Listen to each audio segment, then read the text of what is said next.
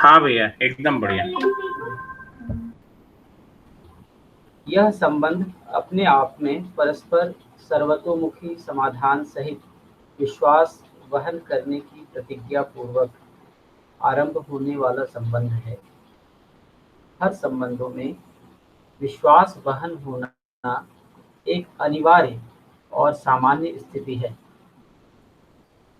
विवाह संबंध में भी विश्वास निर्वाह आवश्यक है ही। विवाह संबंध में होने वाले शरीर संबंध और उसकी अपेक्षा परस्परता में आयु के अनुसार विदित रहता है। इतना ही नहीं, सर्वविदित रहता है। सभी संबंधों में जीवन सहज भागीदारी समान रूप में विद्यमान रहता है। विश्वास सभी संबंधों में जीवन सहज अपेक्षा है। क्रम से व्यवहार संबंध, व्यवस्था संबंध और शरीर संबंधों को विश्वास पूर्वक ही नियंत्रित किया रहना देखने को मिलता है।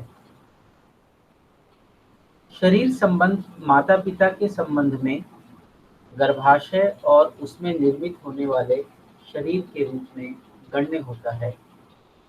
भाई बहन के साथ एकोदर अर्थात एक गर्भाशय में निर्मित शरीरों के रूप में संबंध होना दिखता है। इसी क्रम में प्रत्येक मानव संतान की शरीर रचना में उसके वैभव में स्वीकृतियां बना ही रहता है। हर मित्र संबंध, हर भाई बहन के संबंध में शरीर संबंध का स्वरूप कहे गए स्वरूप में ही स्वीकृत रहता है। पति पत्नी संबंध प्रधानतः गर्भाशय में शरीर रचना कार्य प्रवृत्ति ही होना पाया जाता है। इसी के साथ यौवन संपन्नता सहित यौन विचार से होने वाली आवेश मुक्ति के क्रियाकलाप को भी शरीर संबंध में पहचाना गया है। इस प्रकार शरीर संबंध का अर्थ विवाह संबंध से इंगित होने वाला बात स्पष्ट है। यह सामान्य रूप में मानवेतर प्रकृति और मानव से निर्मित वातावरणों का निरीक्षण विधि से भी शरीर संबंध विवाह विधि से होने वाला तथ्य इंगित रहता ही है। इसलिए इसके लिए अलग से कोई शिक्षा प्रदान करने की आवश्यकता नहीं रह जाता। विवाह संबंध में प्रधान मुद्दा अन्य संबंधों के सदृश ही विश्वास निर्वाह करना ही है। विश्वास वर्तमान में ही निर्वाह होता है। व्यवस्था पूर्वक ही परस्पर विश्वास होना स्वाभाविक है। व्यक्तित्व और सामाजिकता सूत्र अपने आप में वर्तमान में व्यवस्था के रूप में जीने के लिए पर्याप्त स्रोत है। व्यक्तित्व कायिक वाचिक मानसिक कृतकारिक अनुमोदित विधियों से वर्तमान में संतुष्ट रहने पाने का विधि है। हर मानव कायिक वाचिक मानसिक रूप में ही संपूर्ण कार्य व्यवहारों को संपन्न करता है। कायिक वाचिक संपूर्ण क्रियाकलाप से मानसिक तृप्ति की आवश्यकता हर मानव में से के लिए अपेक्षित रहता है। तृप्त मानसिकता सहित हर मानव में कायिक वाचिक मानसिक क्रियाकलाप संपन्न होता हुआ देखा जाता है। कायिक वाचिक मानसिक क्रियाकलाप के मूल में विचार, इच्छा, जिसके मूल में संबंध, मूल्य, मूल्यांकन के रूप में अनुभवों का वैभव प्रभावित रहना हर मानव में अध्ययन गम्य है। शिक्षा संस्कार संपन्न होने के उपरांत हर व्यक्ति को स्वायत्त और परिवार मानव के रूप में पहचानना स्वाभाविक होता है।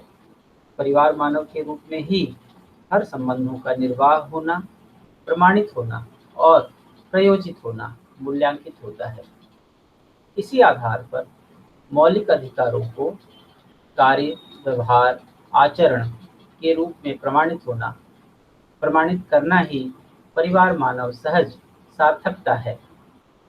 परिवार मानव संबंधों में से एक विवाह संबंध, एक पत्नी एक पति संबंध है। परिवार मानव का कार्य रूप अपने आप में व्यवस्था में जीना ही है। नमस्ते भैया।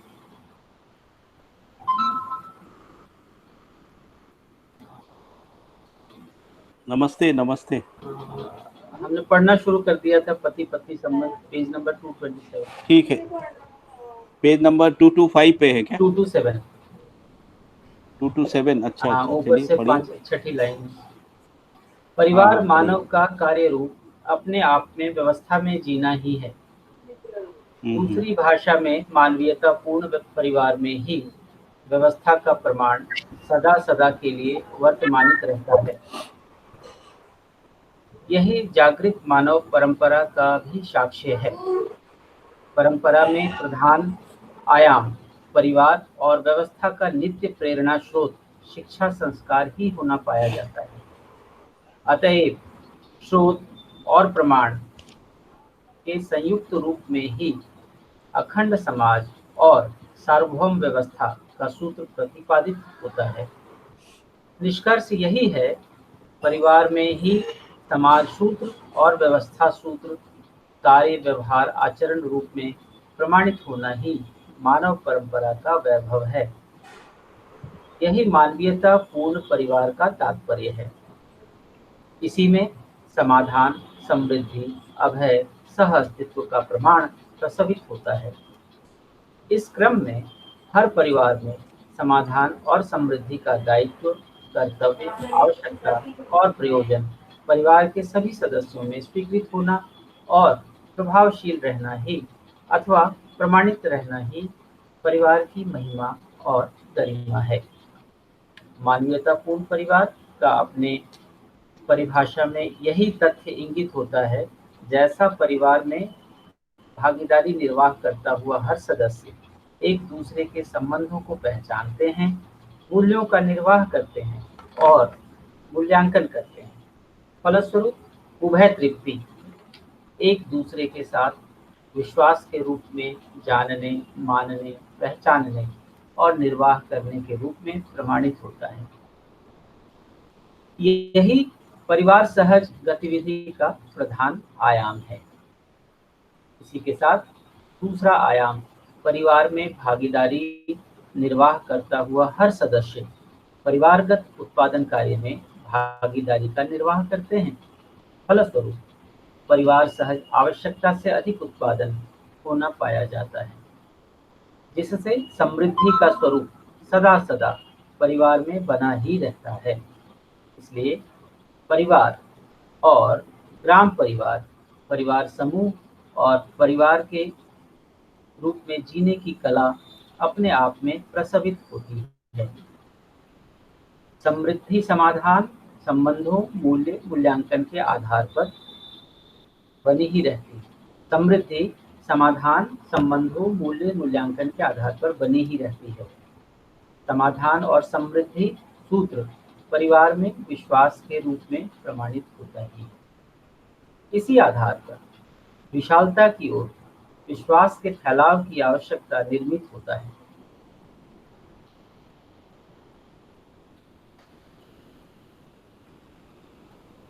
यही सहअस्तित्व के लिए सूत्र है।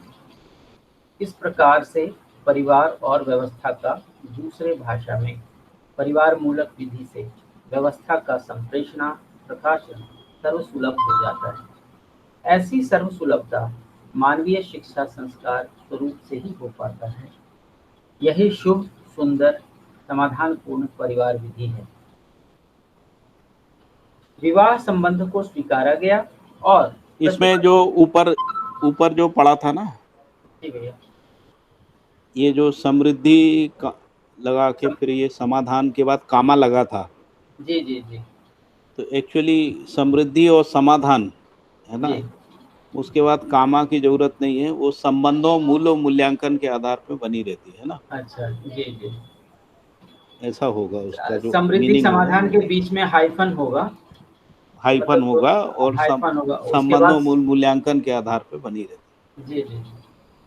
इसीलिए फिर नीचे भी लिखा है, समाधान और समृद्धि सूत्र परिवार में विश्वास के रूप में प्रमाणित होता है ना। प्रमाणित होती है। जी। और ये उसके बाद वाली लाइन पे मैं थोड़ा-सा रुका था, इसी आधार पर विशालता की ओर विश्वास के फैलाव की आवश्यकता निर्मित होता है। यहाँ विशालता हाँ, शब्द का क्या अर्थ है? विशालता का मतलब है कि जो जो परिवार है ना, जो इसको अपन कह रहे हैं परिवार, तो जी, वो परिवार जो है क्रमशः बढ़ता है, उसको परिवार रचना बोला ना। जी, परिवार से परिवार समूह बन गया तो परिवार समूह परिवार हो गया, फिर जी, ग्राम हो गया तो ग्राम समूह परिवार हो, ग्राम जी, परिवार हो गया, जी, फिर जी, ग्राम समूह परिवार, फिर क्षेत्र परिवार, मंडल परिवार, इस तरीके से बढ़ता चला विशालता है। जाए, विशाल विश्व परिवार तक विशालता है ऐसा। स्पष्ट हो गया। ये इसी का विश्वास के फैलाव की बात हो रही जी, है। इसी यही स आधार पर विशालता की ओर जो है विश्वास के फैलाव की फैलाव आवश्यकता निर्मित होती है ना। जी, तो परिवार से परिवार समूह, जी, फिर इसी को परिवार तो परिवार मूलक व्यवस्था बोल रहे हैं, इसी को परिवार मूलक व्यवस्था। जी, बहुत बढ़िया जी। यही सहअस्तित्व के लिए सूत्र है। इस प्रकार से हाँ परिवार और व्यवस्था का दूसरे भाषा में परिवार मूलक हाँ विधि से व्यवस्था का संप्रेषणा प्रकाशन सर्वसुलभ हो जाता है। हाँ हाँ हाँ। ये बड़े ऐसी सर्वसुलभता मानवीय शिक्षा संस्कार के रूप से ही हो पाता है। यही शुभ सुंदर समाधानपूर्ण परिवार विधि है। हाँ आगे पढ़ूंगी। हाँ, पढ़िए पढ़। हाँ आ, विवाह संबंध को स्वीकारा गया और प्रतिबद्धता पूर्वक अर्थात संकल्प पूर्वक निर्वाह करने के लिए मानसिक तैयारी सहित घोषणा और सत्यापन कार्यक्रम विवाहोत्सव का स्वरूप है। इसी आशय को गाकर व्यक्त किया जाता है। फिर से पढ़ता हूँ इस लाइन को। विवाह संबंध को स्वीकारा गया और प्रतिबद्धता पूर्वक अर्थात संकल्प पूर्वक निर्वाह करने के लिए मानसिक तैयारी सहित घोषणा और सत्यापन कार्यक्रम विवाहोत्सव का स्वरूप है। इसी आशय को गाकर व्यक्त किया जाता है। संभाषण, संबोधन और सम्मति व्यक्त करने के रूप में उत्सव संपन्न होता है।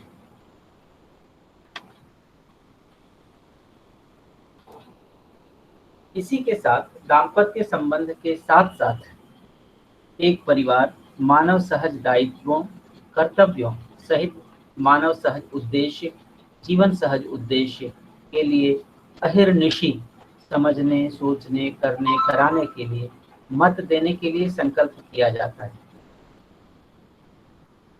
विवाहोत्सव में भागीदारी निर्वाह करता हुआ हर व्यक्ति दाम्पत्य जीवन सफल होने की कामना सहित सम्मतियों को व्यक्त करने के रूप में प्रस्तुत होना सहज होता है। दाम्पत्य संबंध में सत्यापित व्यक्ति से कम अवस्था वाले जो भागीदारी निर्वाह किए रहते हैं, वे सब नव दंपतियों के जीने की कला, विचार शैली और अनुभवों से सदा सदा प्रेरणा पाने के लिए कामना व्यक्त करने के रूप में उत्सव में भागीदारी को निर्वाह करना सहज है। इस प्रकार उत्सव में सम्मिलित सभी आयु वर्ग के व्यक्तियों की भागीदारी अपने आप स्पष्ट होती है। यही विवाहोत्सव का तात्पर्य है। विवाहोत्सव को इस पैराग्राफ में रखा गया है।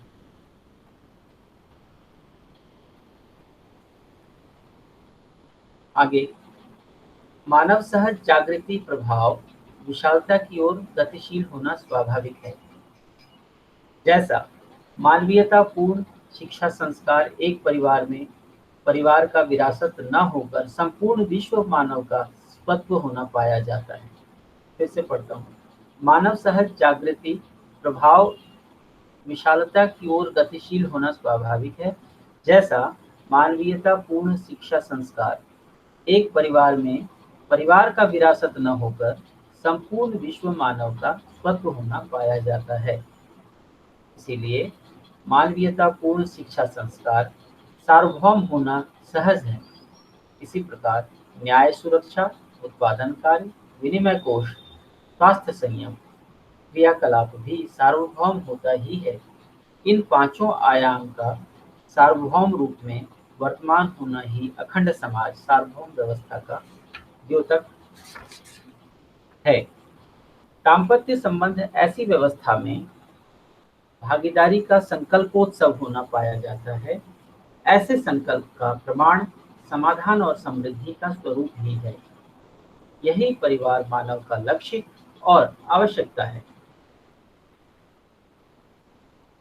सतर्कता सहज विधि से शिष्टता पूर्ण भाषा शैली, कार्यों को करने में दक्षता की घोषणा और स्वीकृतियां विवाहोत्सव में व्यक्त करने का, सत्यापित करने का कार्यक्रम है। फिर से, सतर्कता सहज विधि से शिष्टता पूर्ण भाषा शैली, कार्यों को करने में दक्षता की घोषणा और स्वीकृतियां विवाहोत्सव में व्यक्त करने का, सत्यापित करने का कार्यक्रम है। विवाहोत्सव की अभिव्यक्ति में एक आयाम संबंधों को पहचानने, मूल्यों को निर्वाह करने, परिवार सहित सभी संबंध, फिर मूल्यांकन करने, उभय व्यक्ति के लिए में अपनी पूर्णता और निष्ठा को सत्यापित करना है। तन, मन, धन रूपी अर्थ का सदुपयोग, सुरक्षा करने में अपने परिपूर्णता की घोषणा और सुरक्षा करने में निष्ठा को सत्यापित करना विवाहोत्सव में एक आवश्यकता है। परिवार सहज संपूर्ण मर्यादा यथा सर्वतोमुखी समाधान और समृद्धि को बनाए रखने में अपने निष्ठा को सत्यापित करना विवाहोत्सव में एक आवश्यकीय आयाम है।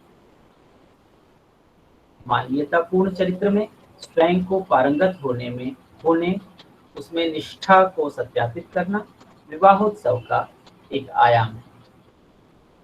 विवाह संबंध स्वाभाविक रूप में विभिन्न परिवारों में से अर्पित मानव संतान के साथ घटित होना स्वाभाविक है। यह भी मानव परंपरा में एकता का एक आयाम है। मानव परंपरा में एकता का 4 आधार देखने को मिलता है। राज्य, धर्म, रोटी, बेटी, बेटा का संबंध में स्वीकृति ही मानव में एकता का संपूर्ण स्वरूप है। राज्य, धर्म, रोटी, बेटी, बेटा का संबंध में स्वीकृति ही मानव में एकता का संपूर्ण स्वरूप है।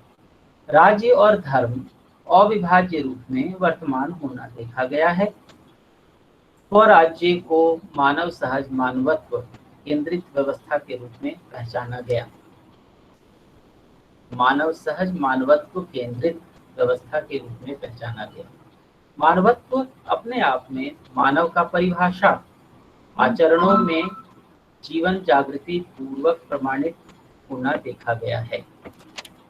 इसके मूल में अर्थात जागृति के मूल में जीवन ही दृष्टा, कर्ता, भोक्ता रूप में होना पूर्णतया देखा गया।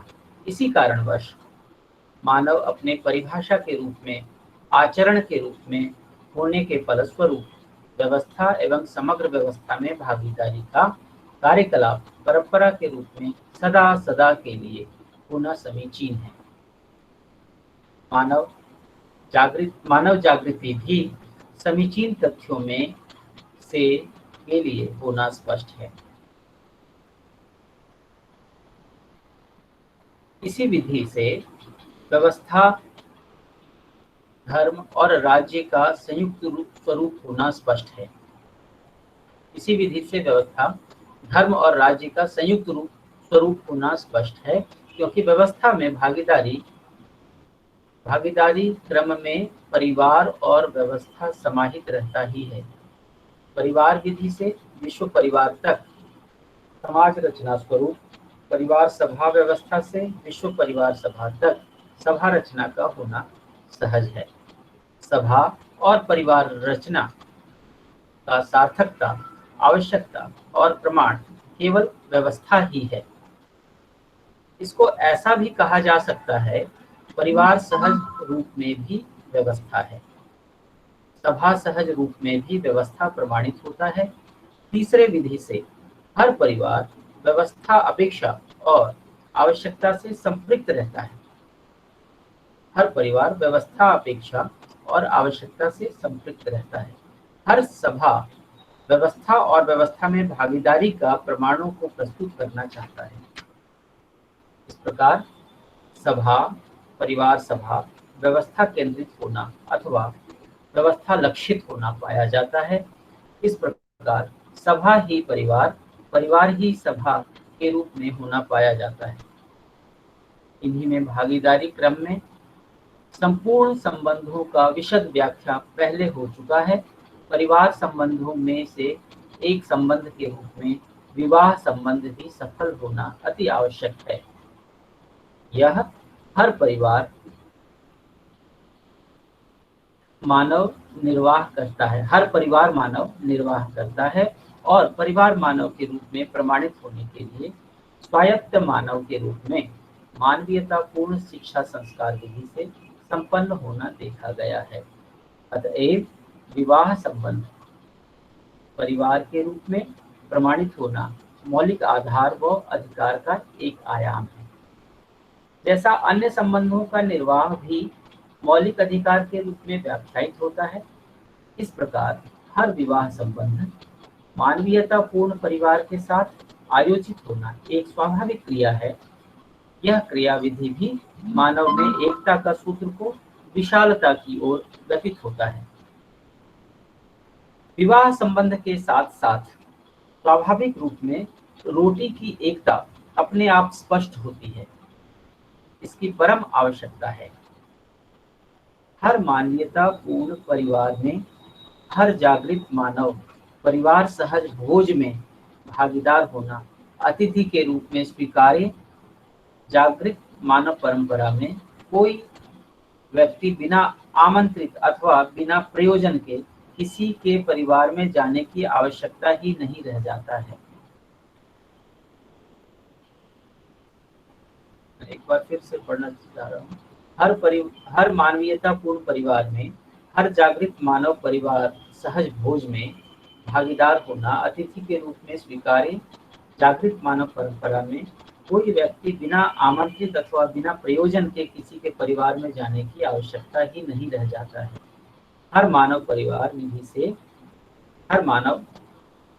विधि से आमंत्रित अथवा संयोजित रहना बन पाता है और सभा विधि से संयोजित और प्रयोजित कार्यार्थ ही एक दूसरे के अतिथि होना पाया जाता है। अतिथि का तात्पर्य ही आमंत्रण पूर्वक सहभोज करना। इस प्रकार से रोटी और बेटी का संबंध विशालता क्रम में सार्थक होना दिखाई पड़ता है। यह सार्थकता परिवार मानव विधि से और व्यवस्था मानव विधि से संपन्न होना जागृत परंपरा सहज मानव में से के लिए एक शिष्टतापूर्ण गति है। इस प्रकार धर्म, राज्य व्यवस्था, सभा और परिवार विधि से व्यवस्था के रूप में संबंधित होने जिसके व्यवहारान्वयन क्रम में रोटी और बेटी का एक रूपता अथवा विशालता अपने आप स्पष्ट हो चुका है। अतएव जागृत मानव परंपरा में उक्त चारों विधाओं में अर्थात रोटी बेटी में एकता और राज्य और धर्म में एकता का अनुभव होना हर व्यक्ति के लिए आवश्यक है। रोटी बेटी में एकता और राज्य और धर्म में एकता का अनुभव होना हर व्यक्ति के लिए आवश्यक है। इसका अभिव्यक्ति हर मानव परिवार का मौलिक अधिकार है। इन्हीं मौलिक अधिकारों को प्रमाणित करने के क्रम में ही सभी मानव अपने आप को इन चारों विधाओं में स्वयं स्फूर्त विधि से अर्थात जागृति पूर्वक गतिशील होने मानव सहज प्रवृत्ति है। तो यह विवाह संबंध यहाँ समाप्त।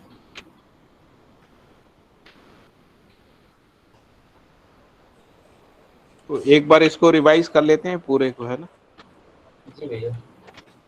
हेलो, जी भैया, आवाज आ रही है ना? आवाज साफ आ रही है? आवाज आ रही है भैया? हाँ भैया। भारत जी आ रही है आपको आवाज? अच्छा, तो पति पत्नी संबंध है ना, इसको रिवाइज कर रहे हैं ना पूरा। पीछे पेज में जाना पड़ेगा। 224 5वां नंबर का बिंदु है। हमारे में तो पेज नंबर 224 है, जी। आपके में कुछ और नंबर होगा। चलें, तो मानव परंपरा में जो विवाह संबंध अधिकांश लोगों में वांछित है, क्योंकि हमने पहले पढ़ा था कि विवाह अनिवार्य नहीं है ना, ऐसा बाबा जी ने लिखा था। जी। लेकिन मानव परंपरा को बनाए रखने के अर्थ में विवाह जो है एक वांछित घटना है, ऐसा बोला। फिर ये कि यह संबंध अपने आप में परस्पर सर्वतोमुखी समाधान सहित विश्वास वहन करने की प्रतिज्ञा पूर्वक प्रारंभ होने वाला संबंध है। तो हम लोगों ने पहले भी पढ़ा था कि विवाह संबंध में प्रतिज्ञाएं हैं, जो 9 प्रतिज्ञाएं थी ना, आपको याद होगा।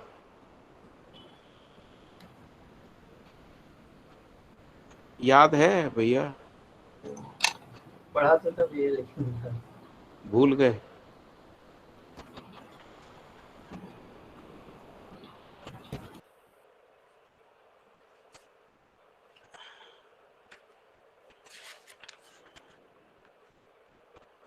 कहाँ पे थी, किस पेज नंबर पे थी?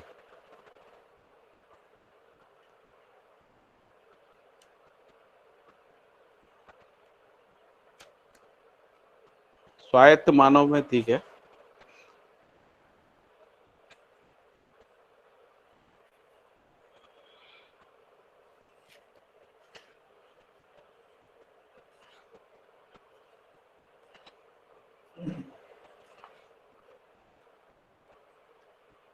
हाँ, ये थी 9 प्रतिज्ञाएं थी।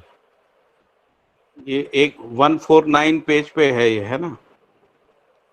149 तो पे। इस 149 तो लिखा है कि यह संबंध अपने आप में परस्पर सर्वतोमुखी समाधान सहित विश्वास वहन करने की प्रतिज्ञा पूर्वक प्रारंभ होने वाला संबंध है।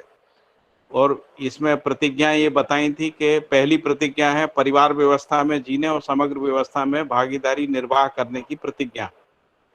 दूसरी प्रतिज्ञा थी विवाह संबंध परिवार मानव के रूप में व्यवस्था विधि से जीने की कला को स्वीकारने की प्रतिज्ञा। तीसरी थी विवाह संबंध परिवार में से के लिए आवश्यक वस्तुओं के लिए अपनाया गया उत्पादन कार्य में भागीदारी का प्रतिज्ञा। चौथा था परिवार मानव संपन्न व्यक्ति में ही संपूर्ण अथवा मानवीयतापूर्ण प्रतिज्ञाएं निर्वाह होते हैं। इस विधि से विवाह के पहले हर नर नारी परिवार मानव के रूप में प्रतिज्ञा स्वीकार करने के लिए स्वायत्त मानव के रूप में प्रतिष्ठित रहना, विवाहाधिकार तन मन धन का सदुपयोग सुरक्षा करने में प्रतिज्ञा का आधार है। 5वां है किसी भी मानव परिवार में से विवाह संबंध का योजना मानव कुल के लिए उपयुक्त है।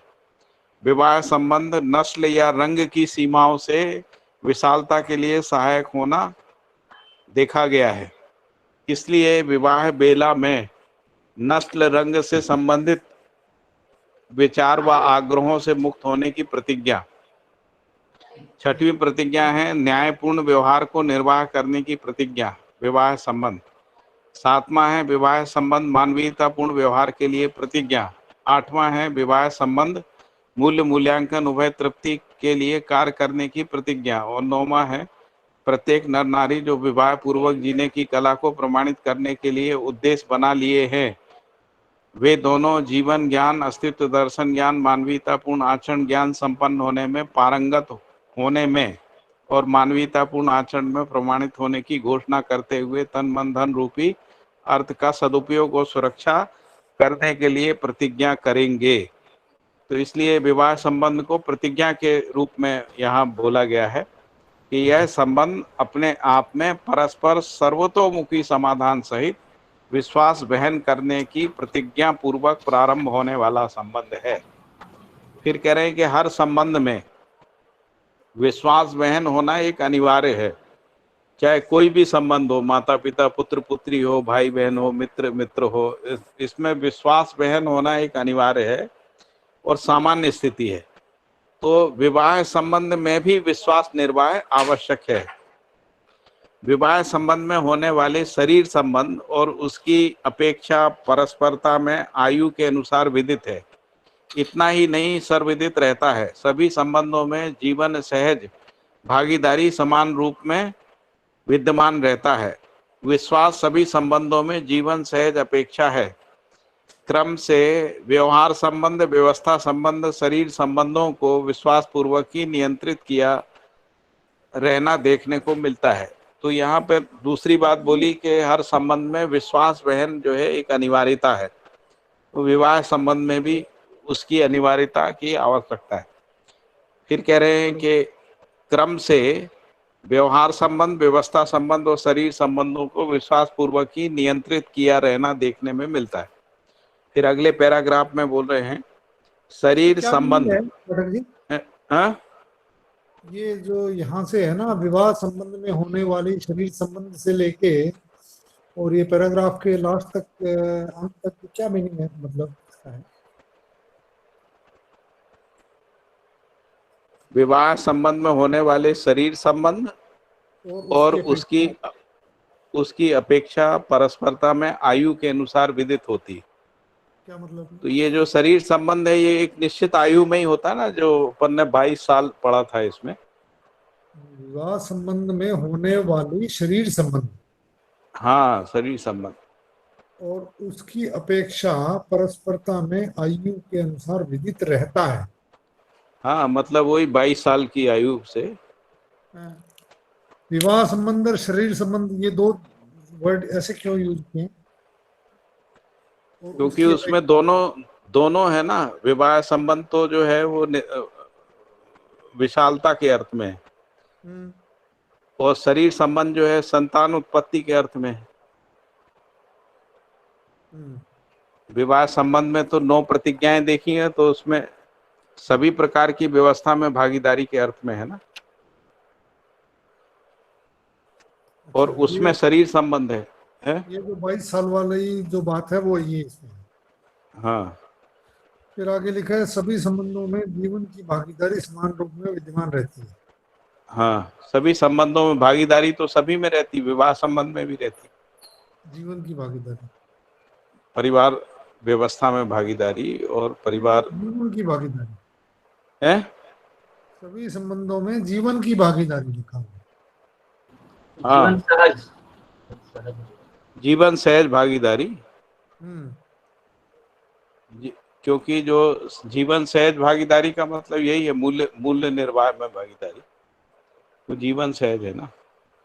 एक है शरीर सहज भागीदारी जो पोषण संरक्षण आदि है, शरीर सहज भागीदारी, और एक जीवन सहज है जिसको हम लोग न्याय धर्म सत्य बोल रहे हैं या मूल्य बोल रहे हैं। विश्वास सभी संबंधों में जीवन की ही अपेक्षा है। हाँ, क्योंकि फिर उन्होंने उदाहरण भी दे दिया कि विश्वास जो है वो जीवन सहज है, और विश्वास के बिना कोई संबंध है नहीं, तो इसलिए लिखा कि विश्वास सभी संबंधों में जीवन सहज अपेक्षा। फिर इसके बाद लिखा है क्रम से व्यवहार संबंध, व्यवस्था संबंध, शरीर संबंधों को भी विश्वास पूर्वक ही नियंत्रित किया रहना देखने को मिलता है। क्या होता है व्यवहार? शरीर संबंध में क्या आएगा, तो पति पत्नी, माता पिता और भाई बहन संबंध भी शरीर संबंध में आएगा। ये 3 संबंध आएंगे। गुरु शिष्य और मित्र मित्र। व्यवहार संबंध में मित्र मित्र, गुरु साथी सहयोगी, और फिर व्यवस्था संबंध, ऐसा।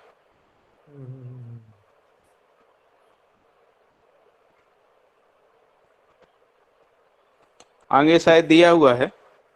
शरीर संबंध माता पिता के संबंध में गर्भाशय और उसमें निर्मित होने वाले शरीर के रूप में गण्य होता है। भाई बहन के साथ एकोदर अथवा एक गर्भ में निर्मित शरीर के रूप में संबंध होना दिखता है। इसी क्रम में प्रत्येक मानव संतान की शरीर रचना में उनके वैभव में स्वीकृतियां बना ही रहता है। हर मित्र संबंध हर भाई बहन के संबंध में शरीर संबंध का स्वरूप कहे गए स्वरूप में ही स्वीकृत रहता है। तो मित्र संबंध में भी वो कह रहे हैं कि भाई बहन संबंध जैसे ही रहता है ना, इसलिए लिखा है। अच्छा है, व्यवहार संबंध में नहीं आता क्या मित्र संबंध? व्यवहार संबंध में आता है, लेकिन उसका जो भावार्थ है वो वही है जो भाई बहन संबंध में रहता है। उस संबंध का जो स्वरूप है ना, और हमने पहले भी तो पढ़ा है कि भाई बहन संबंध और मित्र संबंध एक जैसे ही है ना। हाँ। यहाँ भी तो वही बात करें कि भाई के मित्र संबंध हर भाई बहन के संबंध में शरीर संबंध का स्वरूप कहे गए स्वरूप में ही स्वीकृत होता है। तो जो मित्र होता है ना वो भाई के जैसे ही रहता है, ऐसा शरीर संबंध ना होते हुए भी शरीर संबंध जैसे ही आशय रहता है उसमें। फिर कहा कि पति पत्नी संबंध प्रधानतः गर्भाशय में शरीर रचना कार्य प्रवृत्ति का होना पाया जाता है। इसी के साथ यौवन संपन्न सहित यौन विचार से होने वाले आवेश मुक्ति के क्रियाकलाप को भी शरीर संबंध में पहचाना गया है। इस प्रकार शरीर संबंध का अर्थ विवाह संबंध से इंगित होने वाला बात स्पष्ट है।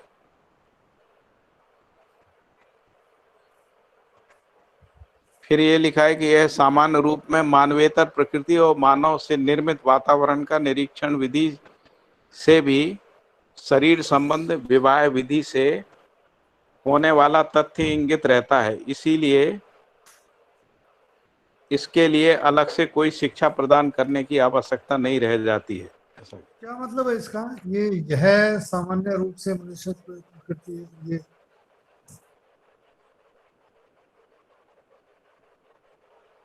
है। यह क्या पूछ रहे हैं सामान्य भैया? रूप यह है सामान्य रूप से मानवेतर प्रकृति और मानव से निर्मित वातावरण का निरीक्षण विधि से ही शरीर संबंध।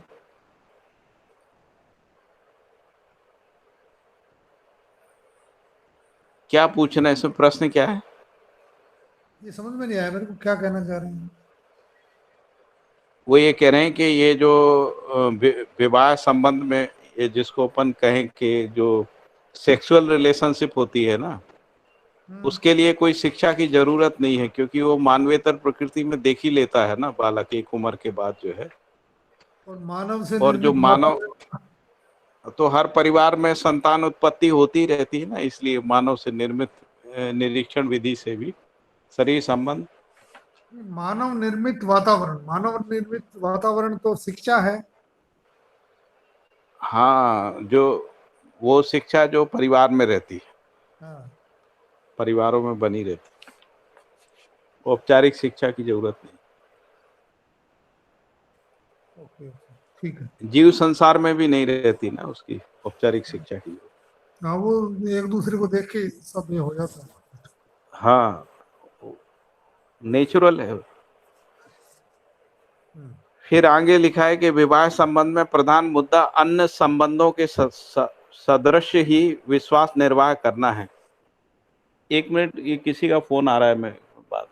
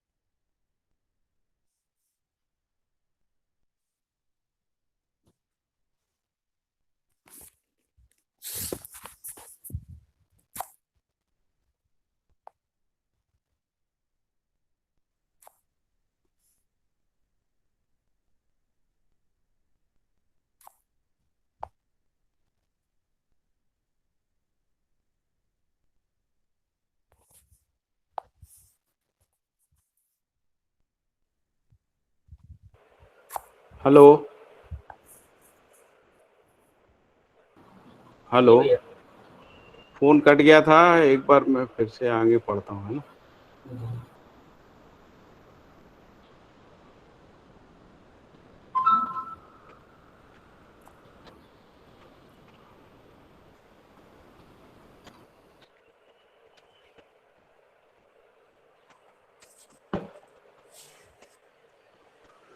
तो ये पैराग्राफ पढ़ रहे थे, विवाह संबंध में प्रधान मुद्दा अन्य संबंधों के सदृश ही विश्वास निर्वाह करना है।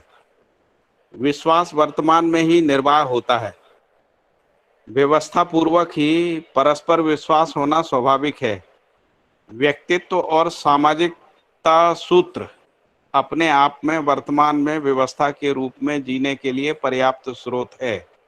व्यक्तित्व कायिक वाचिक मानसिक कृतकारी तन्मोदित विधियों से वर्तमान में संतुष्ट रहने और पाने की विधि है। हर मानव कायिक वाचिक मानसिक रूप में संपूर्ण कार्य व्यवहारों को संपन्न करता है। कायिक वाचिक संपूर्ण क्रियाकलाप से मानसिक तृप्ति की आवश्यकता हर मानव में से के लिए अपेक्षित रहता है। तृप्त मानसिकता सहित हर मानव में कायिक वाचिक मानसिक क्रियाकलाप संपन्न होता हुआ देखा जाता है। कायिक वाचिक मानसिक क्रियाकलाप के मूल में विचार इच्छा और इसके मूल में संबंध मूल मूल्यांकन के रूप में अनुभव का वैभव प्रभावित रहना हर मानव में अध्ययन गम्य होता है। ये स्पष्ट हो गया पैराग्राफ? नहीं हुआ है इसमें ये आया ना, एक तो विश्वास वर्तमान में ही निर्वाह होता है, हाँ, क्या मतलब होता है इसका? कोई विश्वास भी जो संबंध होता है ना वो वर्तमान में ही रहता है, मतलब क्योंकि संबंध विश्वास का मतलब ही होता है जिसकी निरंतरता रहती है। जैसे मान लीजिए कि किसी को अपन ने मित्र बना लिया ना, मित्र के रूप में या पत्नी के रूप में या पति के रूप में स्वीकार कर लिया, तो उसकी निरंतरता बनी रहती है, इसीलिए उसको वर्तमान शब्द का उपयोग करते हैं। यदि कंटिन्यूटी। निरंतरता नहीं हो तो वो पास्ट हो जाएगा, है ना। कंटिन्यूटी। इस अर्थ में वर्तमान शब्द का प्रयोग किया गया है। फिर आगे लिख दिया व्यवस्था पूर्वक ही जैसे मेमोरी जो होती है ना, मेमोरी हमेशा पास्ट की होती है। जो भी मेमोरी होती है, जो भी मान्यता होती है, वो भी पास्ट की होती है। वो जो जीना होता है वो वर्तमान में होता है। ये समझ में आ रहा है भैया? नहीं आ रहा है?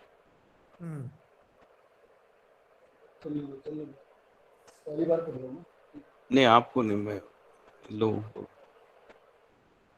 ठीक है।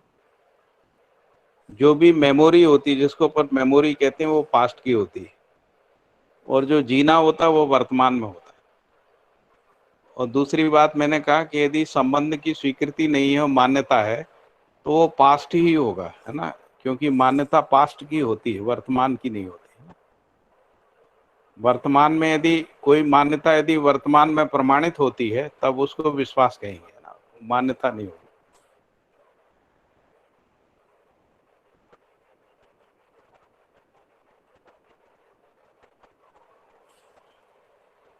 ठीक है, और कोई इसमें और आगे कोई मुद्दा? इसमें है ना व्यक्तित्व और सामाजिकता सूत्र अपने आप में, ये पूरा ही हाँ, थोड़ा समझाइए आप। व्यवस्था पूर्वक ही परस्पर विश्वास होना व्यवस्था पूर्वक ही परस्पर विश्वास स्वाभाविक है। तो जब विश्वास कैसे होता है, तो व्यवस्था में भागीदारी पूर्वक ही विश्वास होता है। जैसे मान लीजिए परिवार व्यवस्था है, तो परिवार व्यवस्था में यदि पति पत्नी माता पिता भाई बहन बेटे बेटी यदि व्यवस्था में भागीदारी करते हैं तब संबंध में विश्वास बनता है। यदि वो भागीदारी नहीं करते हैं तो विश्वास नहीं बनता, परस्परता में जिसको अपन कह रहे हैं। ये जो एक है सहकारिता स्वयं, एक है स्वयं में विश्वास, संबंध की स्वीकृति हो गई, स्वयं में विश्वास हो गया। अब यदि संबंध में भागीदारी नहीं हो रही है तो परस्परता में विश्वास नहीं होगा, है ना। तो स्वयं में विश्वास होता है तो परस्परता में विश्वास होना स्वाभाविक है, ऐसा कह रहे। फिर व्यक्तित्व की बात कर रहे हैं।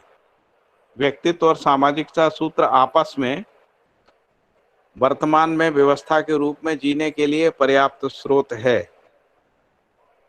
तो सामाजिकता व्यक्ति तो हो गई, ये जो 5 योजनाएं हैं, है ना। सामाजिकता का मतलब हुआ परिवार परिवार संबंध, उसको सामाजिकता कह रहे हैं। और व्यक्तित्व का मतलब आहार विहार और व्यवहार, हम्म, ये तीनों को मिला के व्यक्तित्व बोल रहे हैं।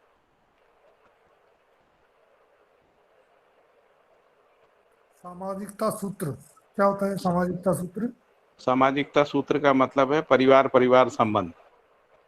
परिवार परिवार संबंध जो है, परिवार से परिवार समूह, परिवार समूहों से फिर ग्राम, फिर ग्राम समूह, ये सामाजिकता सूत्र है। परिवार और मॉडल से इसमें कह सकते हैं इसको। और इसमें जो जोड़ने वाली जो चीज है सामाजिकता सूत्र के रूप में, वो स्वधन स्वनारी स्वपुरुष है, जिसको अपन सामाजिक नियम भी कह रहे हैं। उसके बिना होता नहीं, जिसको परिवार से समाज बनने की प्रोसेस कह रहे हैं ना। तो परिवार से समाज बनने के लिए स्वधन स्वनारी स्वपुरुष दयापूर्ण कार्य व्यवहार जरूरी है, वही सामाजिकता सूत्र है। और इसके साथ व्यक्तित्व होना भी जरूरी है, जिसको अपन आहार विहार और व्यवहार कह रहे हैं। ये दोनों के योगफल में ही व्यवस्था में जीने के लिए पर्याप्त स्रोत बनते, ये दोनों चीजें ही व्यवस्था में जीने के लिए स्रोत बनता है। फिर इसके बाद बोल रहे हैं कि व्यक्तित्व जो है कायिक वाचिक मानसिक कृतकारी तन्मोदित विधियों से वर्तमान में संतुष्ट रहने पाने की विधि है। तो व्यक्तित्व पूर्वक ही ये जो 9 प्रकार से कायिक वाचिक मानसिक कृतकारी तन्मोदित विधियों से वर्तमान में संतुष्ट रहने की या पाने की विधि है, ऐसा कह। हर मानव कायिक वाचिक मानसिक रूप में संपूर्ण कार्य व्यवहारों को संपन्न करता है। तो मानव में 3 प्रकार से कर्म होते ही हैं, कायिक वाचिक के, तो कायिक के रूप में जिसको उत्पादन कार्य कह रहे हैं, वाचिक के रूप में जिसको व्यवहार कार्य कह रहे हैं, मानसिक के रूप में जिसको विचार कार्य कह रहे हैं। तो ये जो जिसको विचार आयाम, व्यवहार आयाम और व्यवसाय आयाम कह रहे हैं, तो हर मानव में कायिक वाचिक मानसिक रूप में ही संपूर्ण कार्य और व्यवहार होता है। फिर कह रहे हैं कायिक वाचिक संपूर्ण कार्यकलाप से मानसिक तृप्ति की आवश्यकता हर मानव में से के लिए अपेक्षित है। तो ये जो कायिक वाचिक मानसिक रूप में जो भी मानव क्रियाकलाप करता है, उसमें तृप्ति की आवश्यकता हर मानव में से के लिए अपेक्षा है। चाहे वो मानसिक हो, उसमें मानसिक तृप्ति, व्यवहार में व्यवहारिक तृप्ति, और कायिक में जिसको अपन कह रहे हैं समृद्धि के रूप में तृप्ति, तो वो अपेक्षा के रूप में रहती है। तृप्त मानसिकता सहित, तृप्त मानसिकता मतलब जिसको अपन समाधान करें, तृप्त मानसिकता सहित हर मानव में कायिक वाचिक मानसिक क्रियाकलाप संपन्न होता हुआ देखा जाता है। यदि मान लीजिए समाधान नहीं है, यानी तृप्त मानसिकता नहीं है, उस स्थिति में कायिक वाचिक मानसिक जो क्रियाकलाप है उसमें अंतर विरोध बन जाता है। और यदि तृप्त मानसिकता यानी समाधान की मानसिकता है, उस स्थिति में कायिक वाचिक मानसिक जो क्रियाकलाप है वो संपन्न होता हुआ देखा जाता है। कायिक वाचिक मानसिक क्रियाकलाप के मूल में विचार है, इच्छा है, और इस सब के मूल में संबंध है, मूल्य है, मूल्यांकन है। मूल्यांकन के रूप में अनुभव का वैभव है। तो बाबा जी कह रहे हैं कि ये जो कायिक वाचिक मानसिक क्रियाकलाप है, जिसको अपन विचार आयाम, व्यवहार आयाम और व्यवसाय आयाम का क्रियाकलाप कह रहे हैं, इन सब के मूल में विचार है, इच्छा है, और विचार और इच्छा के मूल में संबंध, मूल्य, मूल्यांकन के रूप में संबंध निर्वाह है। और इस सब के मूल में अनुभव का वैभव है, मूल रूप से अनुभव है। अनुभव क्या है? तो सह अस्तित्व है। सह अस्तित्व पूर्वक ही संबंध है। संबंध जो है वो सह अस्तित्व का प्रमाण है। और संबंध निर्वाह के लिए इच्छा है ना, इच्छा पूर्ति के लिए विचार है। तो कह रहे हैं कि कायिक वाचिक मानसिक क्रियाकलाप के मूल में विचार, इच्छा, और इसके मूल में संबंध, मूल, मूल्यांकन के रूप में अनुभवों का वैभव, प्रभावित रहना, यानी अनुभव का प्रभाव, प्रवाह या प्रभाव जो है वो रहना, हर मानव में अध्ययन गम्य है, इसका अध्ययन किया जा सकता है, ऐसा क्या? अभी स्पष्ट हो गया भैया, आगे बढ़े। जी जी। शिक्षा संस्कार संपन्न होने के उपरांत हर व्यक्ति को, शिक्षा संस्कार संपन्न होने के बाद हर व्यक्ति को स्वायत्त और परिवार मानव के रूप में पहचानना स्वाभाविक होता है। तो स्वायत्त का मतलब है यहाँ पर स्वयं में विश्वास, श्रेष्ठता का सम्मान, प्रतिभा और व्यक्तित्व में संतुलन, व्यवहार में सामाजिक, व्यवसाय में स्वावलंबी होने पर विश्वास, है ना। इसको स्वायत्त मानव कह रहे हैं। स्वायत्त मानव का मतलब है ये जो 5 सद्गुण हैं, इसमें रहने का विश्वास, उसमें स्वयं में विश्वास भी एक है। तो और स्वयं में विश्वास का मतलब होता है व्यवस्था को पहचानना, व्यवस्था में जीने का विश्वास होना, उसको स्वयं में विश्वास करें। स्वयं में व्यवस्था को पहचानना और व्यवस्था में भागीदारी करने का विश्वास होना, इसको स्वयं में विश्वास करें। तो जो स्वायत्त मानव में जो स्वयं में विश्वास होता है, वही विश्वास परिवार मानव के रूप में संबंध निर्वाह के रूप में प्रमाणित होता है ना। तो इसलिए लिखा है कि शिक्षा संस्कार संपन्न होने के उपरांत हर व्यक्ति को स्वायत्त मानव और परिवार मानव के रूप में पहचानना स्वाभाविक होता है। परिवार मानव का मतलब है कि जो स्वायत्त मानव में 5 जो गुण हैं, उन गुण के आधार पे परिवार में संबंध निर्वाह करना। तो संबंध निर्वाह करता हुआ जब मानव है तो वो परिवार मानव है ना। परिवार में संबंध यानी कर्तव्य दायित्व का निर्वाह करता हुआ जो मानव है, उसको परिवार मानव कहते हैं। परिवार मानव के रूप में पहचानना स्वाभाविक होता है। परिवार मानव के रूप में हर संबंधों का निर्वाह होना, प्रमाणित होना, प्रायोजित होना, मूल्यांकित होना है, मूल्यांकित होता है। इसी आधार पर मौलिक अधिकारों को कार्य, व्यवहार, आचरण के रूप में प्रमाणित करना ही परिवार मानव सहज सार्थकता है। तो ये तो हो गया परिवार की सीमा में। परिवार की सीमा में परिवार मानव के रूप में हर संबंधों का निर्वाह होना, प्रमाणित होना, प्रायोजित होना। लेकिन जब हम परिवार से समाज में जाते हैं तो वहां पर मौलिक अधिकारों को कार्य, व्यवहार, आचरण के रूप में प्रमाणित करना परिवार मानव सहज सार्थकता है। तो जब इसको बाबा जी ने कहीं 2 जगह एक शब्द उपयोग किया है, उसमें लिखा है इसको समाज मानव के रूप में बोला है। जब परिवारों की परस्परता में अखंड समाज तक परिवारों की परस्परता में व्यवहार निर्वाह होता है, यह संबंध निर्वाह प्रायोजित होता है या प्रमाणित होता है, उस मानव को कह रहे हैं समाज मानव। और एक जगह एक शब्द इस्तेमाल किया है विश्व परिवार मानव, ऐसा भी शब्द उपयोग हुआ है। एक जगह आया है विश्व परिवार मानव, है ना। और इसी को विश्व परिवार मानव को ही व्यवहारवादी समाज बोला है, और जो व्यवहारवादी समाज है उसी को अखंड समाज बोला है, जिसको अपन अखंड समाज कह रहे हैं। तो जब परिवार जो है विश्व परिवार मानव तक सूत्रित हो जाता है, उसको व्यवहारवादी समाज या अखंड समाज बोले। ठीक है, ये स्पष्ट हो रहा है। तो जैसे ही परिवारों की परस्परता में आते हैं, तब मौलिक अधिकार जो हम लोगों ने पढ़े थे, मौलिक अधिकारों को कार्य, व्यवहार, आचरण के रूप में प्रमाणित करना मानव सहज, परिवार मानव सहज सार्थकता है। तभी जो परिवार मानव के रूप में जो हम जी रहे हैं उसकी सार्थकता सिद्ध होती। परिवार मानव संबंधों में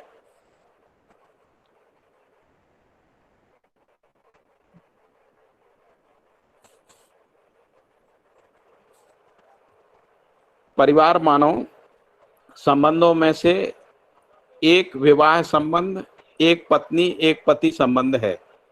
तो बाबा जी कह रहे हैं कि जो परिवार मानव में जो बहुत से संबंध में से एक संबंध जो है वो विवाह संबंध है, और उसमें भी एक पत्नी और एक पति का ही संबंध है। यानी जो बहु पत्नी और बहु पति वाला जो कॉन्सेप्ट है उसको जागृत मानव परंपरा में नहीं है। फिर कह रहे हैं कि परिवार मानव का कार्य रूप अपने आप में व्यवस्था में जीना ही है। तो परिवार मानव का जो कार्य रूप है, तो परिवार के अंदर स्वयं में व्यवस्था के रूप में, और परिवारों की परस्परता में समाज में भागीदारी के रूप में। है ना, के रूप में व्यवस्था में जीना ही है। दूसरी भाषा में कहें तो मानवीयतापूर्ण परिवार, मानवीयतापूर्ण परिवार में ही व्यवस्था का प्रमाण सदा सदा के लिए वर्तमानित रहता है। यदि परिवार मानवीयतापूर्ण परिवार है तभी वो व्यवस्था में प्रमाणित होता है, यानी व्यवस्था में जी पाता है ना। फिर आगे कहा कि यही जागृत मानव परंपरा का भी साक्ष्य है। यदि ऐसा होता है तभी उसको कहेंगे कि जागृत मानव परंपरा का प्रमाण है या साक्ष्य है। परंपरा में प्रधान आयाम परिवार और व्यवस्था का नित्य प्रेरणा स्रोत शिक्षा संस्कार ही होना पाया जाता है। तो शिक्षा संस्कार पूर्वक ही ये मानसिकता बनती है, शिक्षा संस्कार पूर्वक ही जीने मतलब जो मानसिकता से फिर आचरण में आता है और आचरण से व्यवस्था में उतरता है। तो शिक्षा संस्कार ही मूल स्रोत है जागृत मानव परंपरा में। परिवार मानव के व्यवस्था में जीने को प्रमाणित करने के रूप में यदि उसका कोई स्रोत है तो शिक्षा संस्कार है। अतएव स्रोत और प्रमाण के संयुक्त रूप में ही अखंड समाज सार्वभौम व्यवस्था सूत्र प्रतिपादित होता है। तो स्रोत यानी शिक्षा संस्कार, और शिक्षा संस्कार में जो भी हम सीखते हैं, यानी जिसको अपन कह रहे हैं जीवन ज्ञान, अस्तित्व ज्ञान, मानवीयतापूर्ण आचरण ज्ञान, उसको प्रमाणित करते हैं ना, उस रूप में ही अखंड समाज सार्वभौम व्यवस्था का सूत्र प्रतिपादित होता है। निष्कर्ष यही है कि परिवार में ही समाज सूत्र और व्यवस्था सूत्र कार्य व्यवहार आचरण रूप में प्रमाणित होता है। तो बाबा जी कह रहे हैं कि जो अखंड समाज सार्वभौम व्यवस्था में जो भी कार्य व्यवहार और आचरण है उसका जो बीज है वो परिवार में ही रहता है। तो इसलिए परिवार में ही समाज सूत्र और व्यवस्था सूत्र कार्य व्यवहार आचरण रूप में प्रमाणित होना ही मानव परंपरा का वैभव है। यही मानवीयतापूर्ण समाज सूत्र और व्यवस्था सूत्र। समाज सूत्र का मतलब है जिससे अखंड समाज बनता है, और व्यवस्था सूत्र का मतलब है जिसको अपन सभा क्रम बोल रहे हैं। परिवार सभा है ना, परिवार समूह सभा, ग्राम सभा से लेके विश्व परिवार सभा तक। तो जो 5 व्यवस्थात्मक कार्यक्रमों में जो भागीदारी है वो सभा विधि से होती है। जो शिक्षा संस्कार, न्याय सुरक्षा, उत्पादन कार्य, इसमें जो भागीदारी है वो भागीदारी सभा द्वारा निश्चित होती है ना, उसको कहते हैं व्यवस्था सूत्र। और जो परिवार से अखंड समाज तक सूत्रित होते हैं, यानी परिवार में जो संबंध है, फिर जो परिवार मानव के रूप में हम परिवार में प्रमाणित होते हैं, ऐसे परिवार मानव परस्परता में संबंध के रूप में परिवार समूह परिवार बनते हैं, फिर ग्राम परिवार बनते हैं, और इसके बाद जो है ग्राम समूह परिवार बनते हैं। ये क्रमशः जो है विश्व परिवार तक पहुंचता है, जिसको अपन अखंड समाज कह रहे हैं। उसको समाज सूत्र बोल रहे हैं और इसको व्यवस्था सूत्र कहते हैं। जो बाबा जी ने जो चार्ट बनाया है ना, जो उस चार्ट में नीचे जो है व्यवस्था क्रम है और ऊपर जो है परिवार है। जैसे ये है ना, बीच में लिखा है विश्व राज्य परिवार।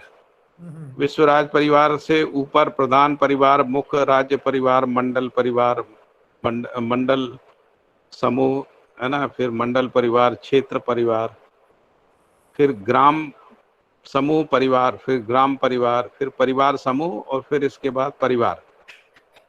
तो ये इसको कह रहे हैं ये समाज सूत्र है।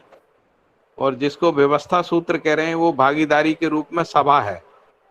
तो नीचे से चलेंगे तो परिवार सभा, फिर परिवार समूह सभा, फिर ग्राम सभा, फिर ग्राम समूह सभा, क्षेत्र सभा, मंडल परिवार सभा, फिर मंडल समूह परिवार सभा, फिर मुख्य राज्य परिवार सभा, प्रधान राज्य सभा और विश्व परिवार सभा। तो जो व्यवस्था में जो भागीदारी है वो सभा के द्वारा होती है, और जिसको अपन समाज सूत्र कह रहे हैं उससे परिवार जो है वो अखंड समाज तक सूत्रित होता है, वो व्यवहार विधि से होता है। तो एक व्यवहार विधि है जिसको हम लोग समाज सूत्र कह रहे हैं, एक व्यवस्था विधि है जिसको हम लोग सभा विधि कह रहे हैं, सभा क्रम कह रहे हैं, है ना। तो सभा क्रम के माध्यम से हर परिवार जो है व्यवस्था में भागीदारी करता है, और जो समाज सूत्र के माध्यम से संबंध मूल मूल्यांकन पूर्वक जो है एक परिवार विश्व राज्य परिवार तक सूत्रित होता है, जिसको अपन अखंड समाज कह रहे हैं।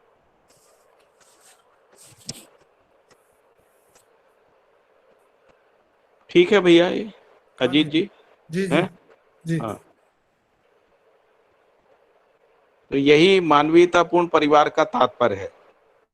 इसी में समाधान, समृद्धि, अभय, सहअस्तित्व का प्रमाण प्रस्फुटित होता है। इस क्रम में हर परिवार में समाधान, समृद्धि का दायित्व, कर्तव्य, आवश्यकता और प्रयोजन परिवार के सभी सदस्यों में स्वीकृत होना और प्रभावशील रहना ही अथवा प्रमाणित रहना ही परिवार की महिमा और गरिमा है।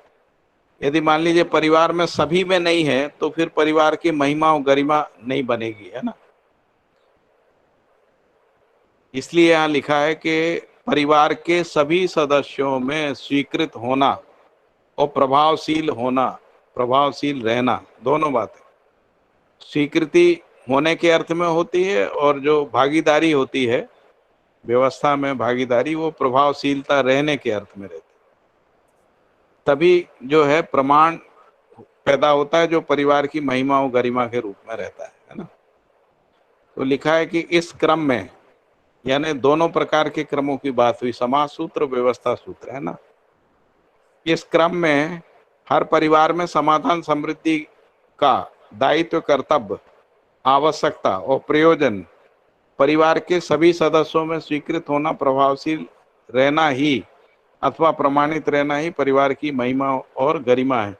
तो ये कब होगा? जब परिवार का हर सदस्य स्वायत्त मानव होगा, और स्वायत्त मानव के रूप में जब वो परिवार मानव के रूप में व्यवस्था में भागीदारी करेगा। यदि सभी लोग करेंगे तभी वो महिमा और गरिमा पैदा होगा। मानवीयतापूर्ण परिवार का अपने परिभाषा में भी यही तथ्य इंगित होता है। जैसा परिवार में भागीदारी निर्वाह करता हुआ हर सदस्य एक दूसरे के संबंधों को पहचानते हैं, मूल्यों का निर्वाह करते हैं और मूल्यांकन करते हैं, फलस्वरूप उभय तृप्ति एक दूसरे के साथ विश्वास के रूप में जानने, मानने, पहचानने और निर्वाह करने के रूप में प्रमाणित होता है। ये जो यही समाज सूत्र यही तो नहीं है? क्या चीज? समाज सूत्र की अपन बात कर रहे थे, समाज सूत्र और व्यवस्था सूत्र की बात कर रहे थे थोड़ी देर पहले। हाँ, तो ये वही चीज तो नहीं है? मानवीयतापूर्ण परिवार का अपनी परिभाषा में भी यही तथ्य इंगित होता है, जैसा परिवार में भागीदारी निर्वाह करता हुआ हर सदस्य एक दूसरे के संबंधों को पहचानते हैं, मूल्यों तो को ये जहाँ ये लिखा है ना, जो आप सही कह रहे हो कि हर सदस्य एक दूसरे से संबंध को पहचानते हैं, यही समाज मूल्यों का निर्वाह करते हैं और मूल्यांकन करते हैं, उभय तृप्ति पाते हैं, है ना। यही है समाज सूत्र। तो ये समाज में भी रहता है और समाज से लेके विश्व परिवार तक बना रहता है। वो फिर उसका आगे फैलाव है। हाँ, उसको विशालता बोल रहे हैं।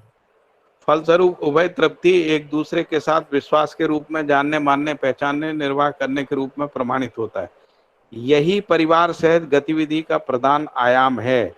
इसी के साथ दूसरा आयाम परिवारों में भागीदारी, परिवार में भागीदारी निर्वाह करता हुआ हर सदस्य परिवारगत उत्पादन कार्यों में भागीदारी का निर्वाह करता है, जिसको व्यवस्था सूत्र बोल रहे हैं। व्यवस्था सूत्र कहते हैं, है ना।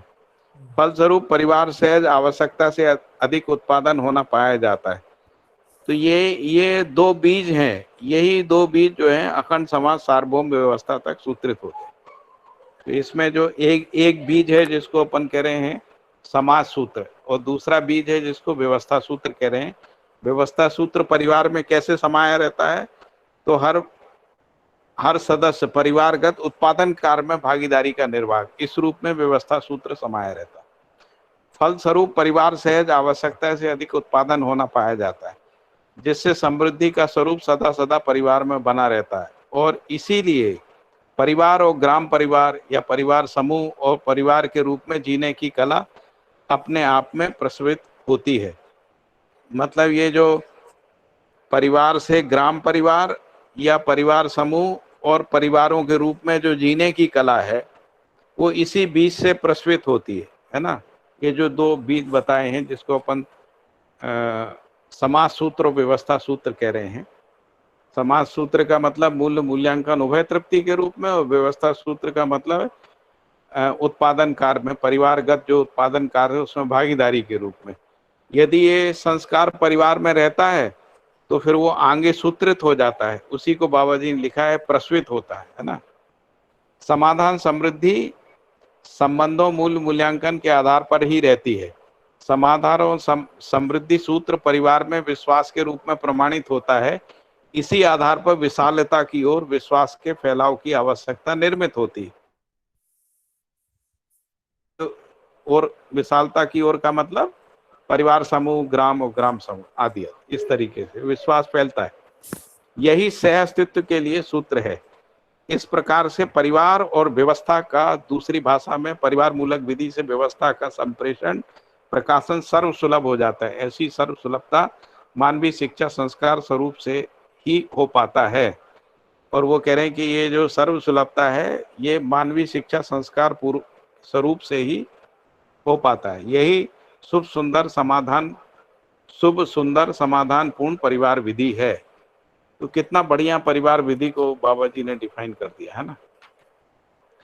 फिर आगे कह रहे हैं कि विवाह संबंध को स्वीकारा गया और प्रतिबद्धता पूर्वक यानी संकल्प पूर्वक निर्वाह करने के लिए मानसिक तैयारी सहित घोषणा और सत्यापन कार्यक्रम विवाह उत्सव का स्वरूप है। तो विवाह उत्सव में क्या होता है, जैसा अपन ने अभी पढ़ा था कि विवाह संबंध प्रतिज्ञा पूर्वक है ना। तो यहाँ पर उसी को कह रहे हैं कि विवाह संबंध स्वीकारा गया प्रतिबद्धता पूर्वक यानी संकल्प पूर्वक यानी प्रतिज्ञा पूर्वक निर्वाह करने के लिए मानसिक तैयारी सहित। तो मानसिक तैयारी क्या है, जब स्वायत्त मानव परिवार मानव के रूप में प्रमाणित हो जाता है। 18 साल की उम्र तक वो स्वायत्त मानव होता है और 18 साल से 4 साल तक वो परिवार मानव के रूप में अपने को प्रमाणित करता है, यानी उसमें अब मानसिक तैयारी हो गई। तो मानसिक तैयारी सहित घोषणा करता है वो, है ना, प्रमाणित होने की घोषणा वो करता है, उसके अध्यापक करते हैं, अभिभावक करते हैं ना। और सत्यापन पूर्वक, और वो स्वयं सत्यापित करता है कि हाँ मैं हो गया हूँ। तो कार्यक्रम विवाह उत्सव का स्वरूप, इस सबको मिला के ही वो कह रहे हैं कि ये विवाह उत्सव का स्वरूप है। इसी आशय को गाकर व्यक्त किया जाता है। तो बाबा जी कह रहे हैं इसी आशय को, ये जो ऊपर आशय है इसी को गाकर व्यक्त किया जाता है। संभाषण, संबोधन और सम्मति व्यक्त करने के रूप में उत्सव संपन्न होता है। तो इसमें संभाषण भी होता है, जो अध्यापक गण हैं, आचार्य गण हैं और जो अभिभावक हैं, दोनों तरफ के जो अभिभावक हैं वो कुछ संभाषण करते हैं, संबोधन करते हैं, सम्मति व्यक्त करते हैं और एक दूसरे को शुभकामनाएं देते हैं, आशीर्वाद देते हैं। इस रूप में ये उत्सव संपन्न होता है।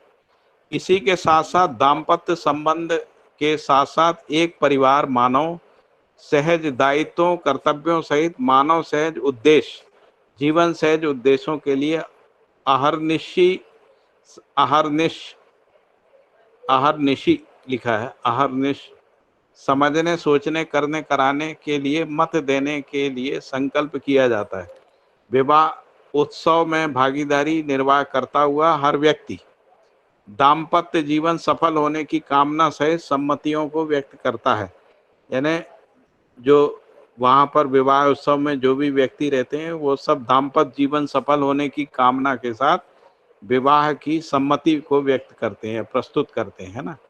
दाम्पत्य संबंध में सत्यापित व्यक्ति से कम अवस्था वाले जो भागीदारी निर्वाह करते हैं वे सब नव दंपतियों के जीने की कला, विचार शैली, अनुभवों से सदा सदा प्रेरणा पाने की के लिए कामना व्यक्त करते हैं। तो जो विवाह जिनके बीच में हो रहा है उनसे छोटी उम्र के जो बच्चे होते हैं, है ना, वो कि आपके विवाह से हमको प्रेरणा मिलेगी, है ना, जीने की कला हमको सीखने मिलेगी, इस रूप में कामना व्यक्त करते हैं ना, करने के रूप में उत्सव में भागीदारी का निर्वाह करते हैं।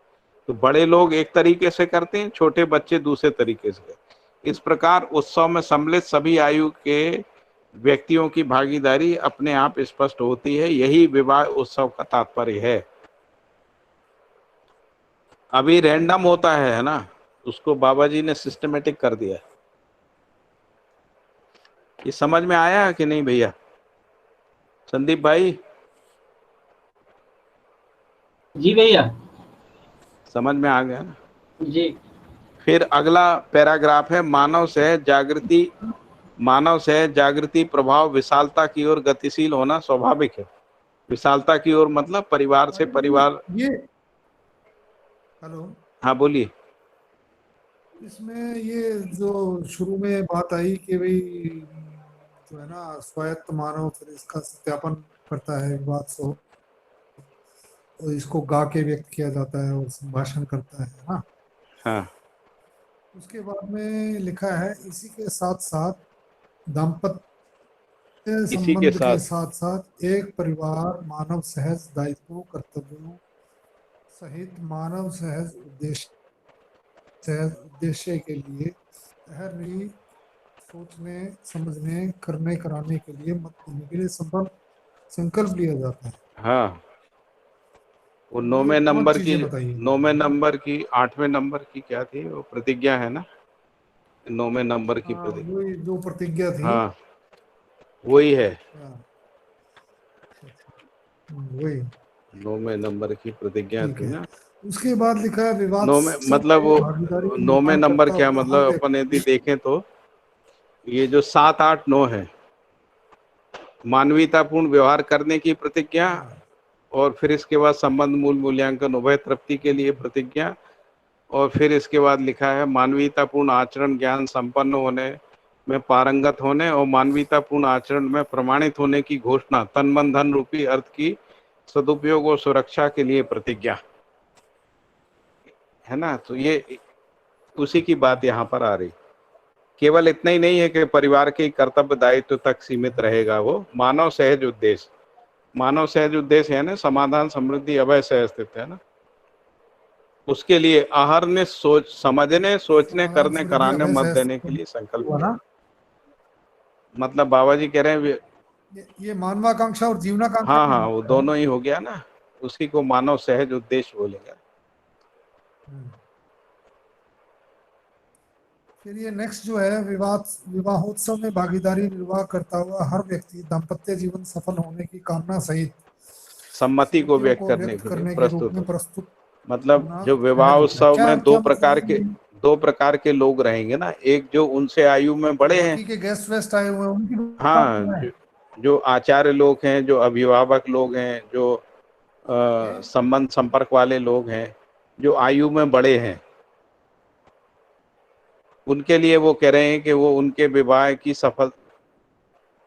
इसके बाद छोटे अच्छा। की बात करी, ये लिखे ना कम अवस्था वाले जो भागीदारी निर्वाह किए रहते हैं, कम अवस्था है ना, कम आयु वाले है ना, इसको कह रहे हैं। तो वे सब नव दंपतियों के जीने की कला विचार शैली और अनुभव से सदा सदा इसका प्रेरणा के एग्जैक्ट लिए मीनिंग क्या है? प्रेरणा पाने की कामना हाँ के लिए कामना व्यक्त करने के रूप में उत्सव में भागीदारी निर्वाह करना सहज है। नहीं तो फिर बच्चों का क्या काम है, ये आ जाएगा ना, तो बच्चे इससे प्रेरणा प्राप्त करेंगे। इस प्रकार उत्सव में सम्मिलित सभी आयु वर्ग के व्यक्तियों की भागीदारी अपने आप में स्पष्ट होती है, यही विवाह उत्सव का। ठीक है ना? भैया कोई एक इंप्लीमेंट व्यवहारिक हो सीन जाएगी। यदि बताया जाए कि चाचा की शादी है और भतीजा उसमें अटेंड कर रहा है, तो उसके अंदर क्या उमड़ेगा, उस बात की चर्चा यहाँ की गई है, ऐसा है। हाँ वही वही हम्म, वही। हाँ।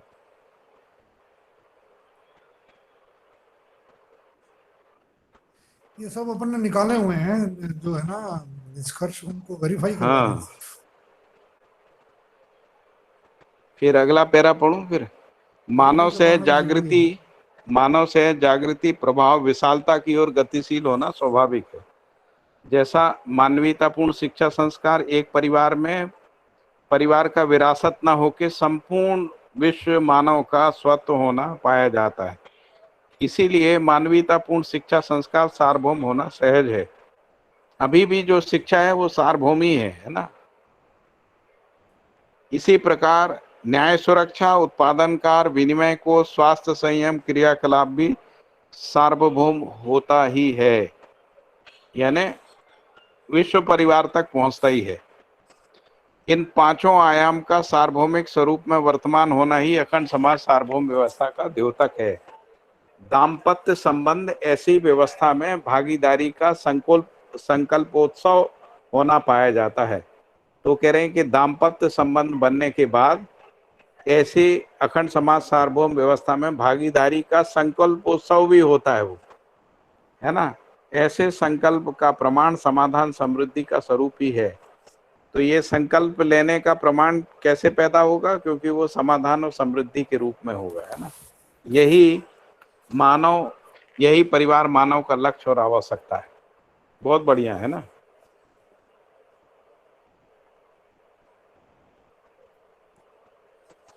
जो अभी हम लोग ऐसा मान लेते हैं कि विवाह जो है व्यक्तिगत घटना है,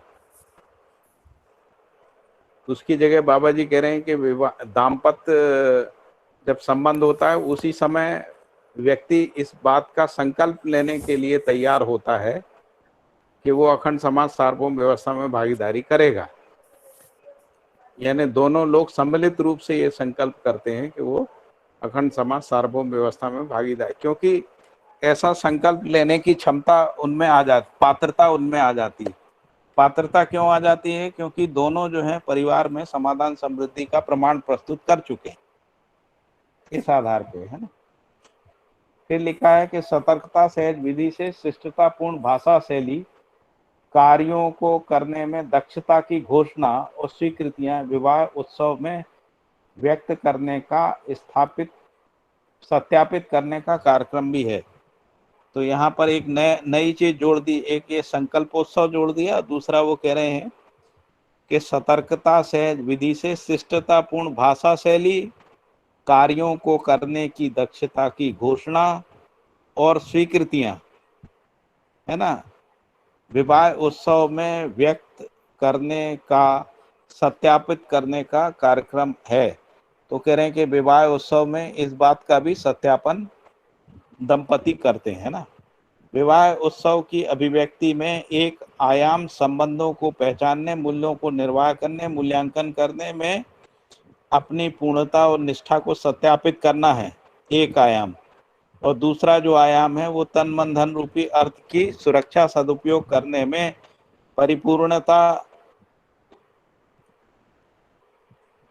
परिपूर्णता की घोषणा और सुरक्षा में निष्ठा को सत्यापित करना विवाह उत्सव में एक आवश्यकता है। तो ये जो सत्यापित करने में दो आयाम बताएं, एक आयाम जो है वो जिसको हम लोग कह रहे हैं संबंधों को पहचानना, मूल्यों का निर्वाह करना, मूल्यांकन करने में पूर्णता और निष्ठा को सत्यापित करना, क्योंकि दो परिवारों के बीच में हो रहा है ना, इसलिए संबंध को पहचानना भी होगा, मूल्यों को निर्वाह करना होगा, मूल्यांकन भी होगा, और ये अपने में पूर्णता और निष्ठा को सत्यापित करना होगा, एक आयाम। और दूसरा जो पक्ष है तन मन धन रूपी अर्थ की सुरक्षा सदुपयोग, जिसको अपन धर्म नीति राजनीति कह रहे हैं।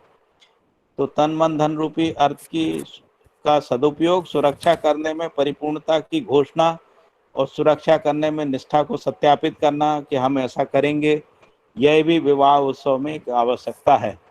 तो यहाँ एक संकल्प हो गया, यहाँ दूसरी घोषणा हो गई और सत्यापन हो गया। फिर ये तो मानवीयतापूर्ण हाँ, मानवीयतापूर्ण आचरण, उसके लिए सत्यापन करना। पहला मूल्य हो गया, फिर नीति होगी, लास्ट में चरित्र आ गया। तो बहुत इसमें सतर्कता क्यों लिखा है? सतर्कता का मतलब होता है कि जो मानव होता है ना, जिसको मानवीयतापूर्ण मानव कह रहे हैं, उसमें सतर्कता रहती, और जिसको अपन देव मानव कह रहे हैं उसमें सजगता होती है, और जो दिव्य मानव उसमें सहजता होती है। तो यहाँ पर मूल रूप से बात मानवीयतापूर्ण मानव की चल रही है, इसलिए सतर्कता सहज विधि से बोला है।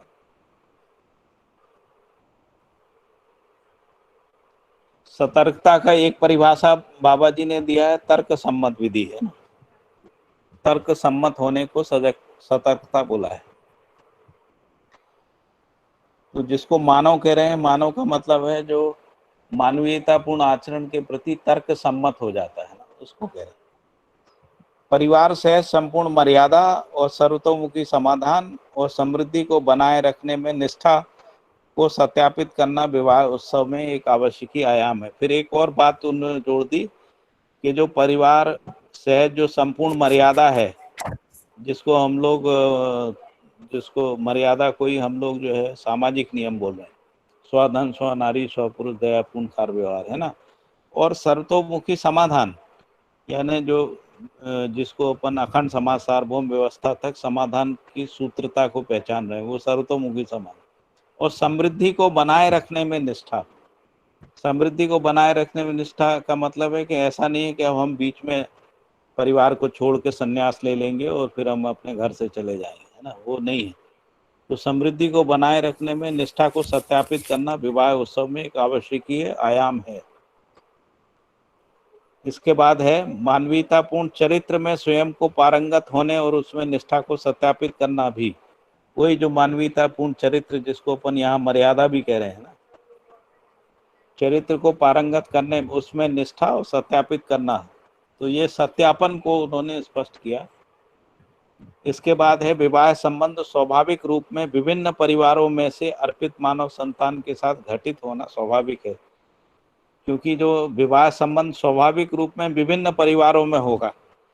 मैंने एक जगह तो ये भी पढ़ा है कि जिस गांव में रहते हैं उस गांव में नहीं होगा विवाह संबंध, है ना, वो दूसरे गांव में ग्राम में ही होगा, क्योंकि जिस ग्राम में रहते हैं उस ग्राम में सभी जो युवा होते हैं वो आपस में एक दूसरे के साथ भाई बहन संबंध में ही रहते हैं। तो यह भी मानव परंपरा में एकता का आयाम है। यानी विवाह संबंध क्या है, परिवार, दो परिवारों में एकता को स्थापित करता है। तो इसलिए यहाँ बाबा जी कह रहे हैं कि यह जो विवाह संबंध है यह मानव परंपरा में एकता का आयाम है। मानव परंपरा में एकता का 4 आधार देखने को मिलता है। एक है राज्य, दूसरा है धर्म, तीसरा रोटी बेटी या बेटा के संबंध के रूप में। तो राज्य, धर्म, रोटी बेटी या रोटी और बेटा के संबंध के रूप में स्वीकृति ही मानव में एकता का संपूर्ण स्वरूप है। तो यदि व्यवस्था में देखते हैं तो राज्य और धर्म अविभाज्यता के रूप में वर्तमान होना देखते हैं ना। स्वराज्य को मानव सहज मानवत्व केंद्रित व्यवस्था के रूप में पहचाना गया है। मानवत्व अपने आप में मानव परिभाषा आचरणों में जीवन जागृति पूर्वक प्रमाणित होना देखा गया है। इसके मूल में अर्थात जागृति के मूल में जीवन ही दृष्टा कर्ता भोक्ता रूप में होना पूर्णतया देखा गया है। इसी कारणवश मानव अपने परिभाषा रूप में आचरण के रूप में होने के फलस्वरूप व्यवस्था और समग्र व्यवस्था में भागीदारी का कार्यकलाप परंपरा के रूप में सदा सदा के लिए होना समीचीन है। तो यहाँ उन्होंने विवाह संबंध को एकता के साथ में जोड़ा है और फिर ये कहा कि मानव में जो एकता है उसके 4 आयाम हैं। उसमें से 2 आयाम राज्य और धर्म से संबंधित हैं और 2 जो आयाम है वो रोटी बेटी के रूप में है। रोटी बेटी संबंध के रूप में ही जो है दाम्पत्य संबंध विभिन्न परिवारों में होना पाया जाता है। फिर इसके बाद लिखा है कि मानव जागृति भी समीचीन तथ्यों में से के लिए होना स्पष्ट है। इस विधि से व्यवस्था, धर्म और राज्य का संयुक्त स्वरूप होना स्पष्ट होता है। जिसको अपन व्यवस्था कह रहे हैं, व्यवस्था का मतलब धर्म और राज्य का संयुक्त स्वरूप होना, और धर्म का मतलब सदुपयोगिता है और राज्य का मतलब सुरक्षात्मक कार्य है ना। उनका संयुक्त रूप ही व्यवस्था है, क्योंकि व्यवस्था में भागीदारी क्रम में परिवार और व्यवस्था समाहित रहता ही है। परिवार विधि से विश्व परिवार तक समाज रचना स्वरूप है। यही जो अभी हम लोग बात कर रहे थे ना, परिवार विधि से विश्व परिवार तक समाज रचना स्वरूप है। और परिवार सभा विधि से, है ना, जिसको परिवार सभा व्यवस्था से, परिवार सभा व्यवस्था से विश्व परिवार सभा तक सभा रचना का होना सहज है। तो इसी को ऊपर पहले वाले को कह रहे हैं समाज सूत्र और दूसरे वाले को व्यवस्था सूत्र, है ना। सभा और परिवार रचना का सार्थकता, आवश्यकता और प्रमाण केवल व्यवस्था ही है। इसको ऐसा भी कहा जा सकता है परिवार सहज रूप में भी व्यवस्था है, सभा सहज रूप में भी व्यवस्था प्रमाणित होता है। तीसरी विधि से हर परिवार व्यवस्था, अपेक्षा और आवश्यकता से संपृक्त रहता है। हर सभा व्यवस्था और व्यवस्था में भागीदारी के का प्रमाणों को प्रस्तुत करना चाहता है। इस प्रकार परिवार सभा व्यवस्था केंद्रित होना अथवा व्यवस्था लक्षित होना पाया जाता है। इस प्रकार सभा ही परिवार ही सभा के रूप में होना पाया जाता है। तो इसलिए यहाँ पे कहा कि परिवार और सभा जो है वो अन्योनाश्रित है, क्योंकि सभा ही परिवार हो जाता है। जैसे परिवार समूह के रूप में हर परिवार से एक एक व्यक्ति जाके 10 लोगों का जो समूह बनता है वो एक परिवार हो जाता है। तो इस तरीके से परिवार और समूह जो है वो आपस में संबंध रहते। इस प्रकार सभा ही परिवार है और परिवार ही सभा के रूप में होना पाया जाता है। इन्हीं में भागीदारी क्रम में संपूर्ण संबंधों का विशद व्याख्या पहले हो चुका है। परिवार संबंधों में से एक संबंध के रूप में विवाह संबंध भी सफल होना अति आवश्यक है। यह हर परिवार मानव निर्वाह करता है और परिवार मानव के रूप में प्रमाणित होने के लिए स्वायत्त मानव के रूप में मानवीयतापूर्ण शिक्षा संस्कार विधि से संपन्न होना देखा गया। अतः विवाह संबंध परिवार के रूप में प्रमाणित होना मौलिक अधिकार व अधिकार का एक आयाम है। जैसा अन्य संबंधों का निर्वाह भी मौलिक अधिकार के रूप में व्याख्यायित होता है, इस प्रकार हर विवाह संबंध मानवीयतापूर्ण परिवार के साथ आयोजित होना एक स्वाभाविक क्रिया है। यह क्रिया विधि भी मानव में एकता का सूत्र को विशालता की ओर गतित होता है। विवाह संबंध के साथ साथ स्वाभाविक रूप में रोटी की एकता अपने आप में स्थापित होती है। इसकी परम आवश्यकता है। मानवीयतापूर्ण परिवार में हर जागृत मानव परिवार सहज भोज में भागीदारी होना अतिथि के रूप में स्वीकार्य। जागृत मानव परंपरा में कोई भी व्यक्ति बिना आमंत्रित अथवा बिना प्रयोजन के किसी परिवार में जाने की आवश्यकता नहीं रह जाता। हर मानव परिवार विधि से आमंत्रित अथवा संयोजित रहना बन पाता है और सभा विधि से संयोजित और प्रायोजित कार्यार्थ ही एक दूसरे के अतिथि होना पाया जाता है। अतिथि का तात्पर्य है आमंत्रण पूर्वक सहभोज करना। इस प्रकार से रोटी और बेटी का संबंध विशालता क्रम में सार्थक होना दिखाई देता है। यह सार्थकता परिवार मानव विधि से व्यवस्था मानव विधि से संपन्न होना जागृत परंपरा सहज मानव में से के लिए एक शिष्टतापूर्ण गति है। इस प्रकार धर्म राज्य व्यवस्था सभा और परिवार विधि से व्यवस्था के रूप में, यानी परिवार विधि से जो व्यवस्था है उसमें जो रोटी बेटी का संबंध है वो विवाह संबंध में ही होता है। लेकिन जो धर्म राज्य व्यवस्था है जिसको अपन सभा बोल रहे हैं, तो सभा में भी रोटी का संबंध होता है ना। तो वो जो रोटी का संबंध है वो सभा विधि से होता है। इसलिए जिसमें क्रियान्वयन क्रम में रोटी बेटी का एकरूपता और विशालता अपने आप में स्पष्ट हो चुका है। अतएव जागृत मानव परंपरा में उक्त चारों विधाओं में अर्थात रोटी बेटी में एकता और राज्य और धर्म में एकता का अनुभव होना हर व्यक्ति के लिए आवश्यक है। इसका अभिव्यक्ति हर मानव परिवार का मौलिक अधिकार है। इन्हीं मौलिक अधिकारों को प्रमाणित करने के क्रम में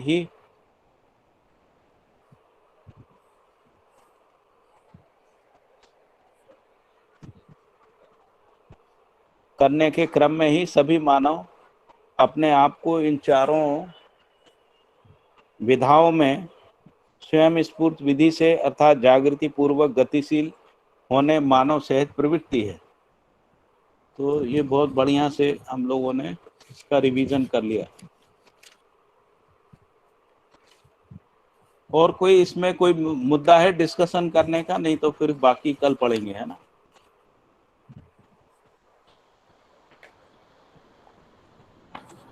हेलो। जी भैया ठीक है, सब मुझे तो ठीक ही लगा। ठीक है, स्पष्ट हुआ।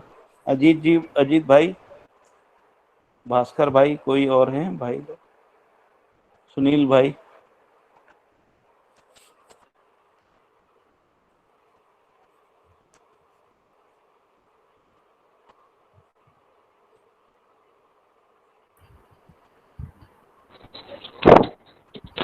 ठीक है। ठीक है भाई।